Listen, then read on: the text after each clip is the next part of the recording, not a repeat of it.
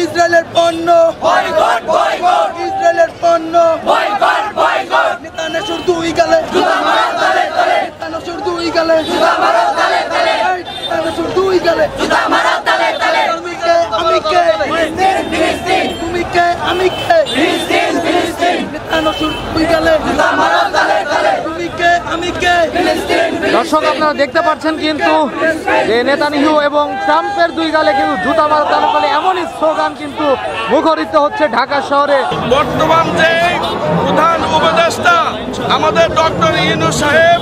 ওনার প্রতি আমাদের আকুল আবেদন, ইসরায়েলে যত পণ্য আছে সমস্ত পণ্য বয়কট করার জন্য আমরা আহ্বান জানাচ্ছি এবং বাংলাদেশের যত মুসলমান যত মানুষ আছে সবাই এরকম ইসরায়েলের পণ্যকে বয়কট করার জন্য